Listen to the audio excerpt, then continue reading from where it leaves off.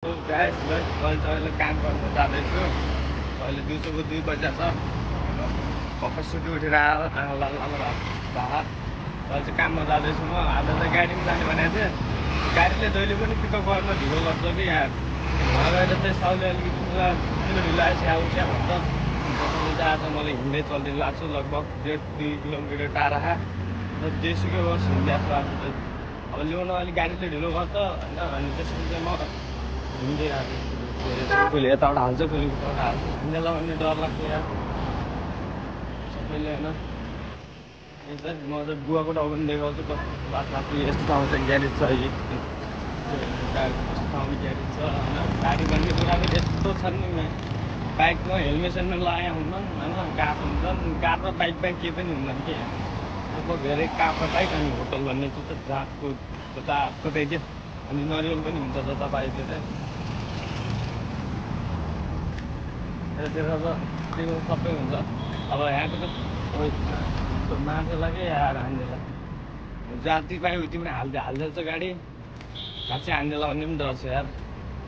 पुरै मतलबै मान्दैनन् गरेर हानिन्छ हिँडिन्छ जति पायो त उतिबाट हिँडिन्छ कि हेलमेट लगाएर हिँडिन्छन् नलाएर हिँडिन्छन् होइन। आफ्नो तरिकामा सब घुम्न लागिरहेको हुन्छ के भन्ने अब अलिकति बाँचेर हिँड्नुपर्छ नबाँचे पनि जग्गा रहेछ मेरो पुरा हालिरहेको छ के भन्नु के ल हान्ने पनि के हुन्छ मलाई हानिन्छ नि त बिचार किन सिकाएको छ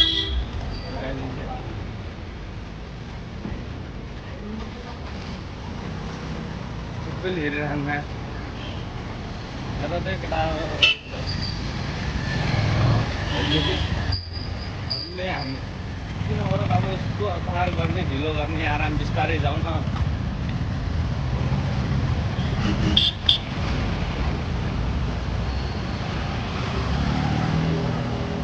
गाडी चाहिँ आइरहेको थियो अनि म गएँ भन्दै के अन्त टिचरले ढिलो गरिदिन्छ या न भएर सबैले गाली गर्छ ढिलो आइस गइरहेको थियो यहाँ कहिले छिटो हुन्न 2 बजी हो खास टाइम चाहिँ 2 बजी भन्दाखेरि नि 2:30 बज्नु लागिसक्यो भने त ऊ जान्छ सबलाई ल्याउनु पर्छ अनि सबलाई ल्याउँदाखेरि जानुपर्छ फेरि गयो खानासाना खायो यताउति गर्दा खप्पै 2 बज्छ 2 भन्दाखेरि 2:30 बज्छ।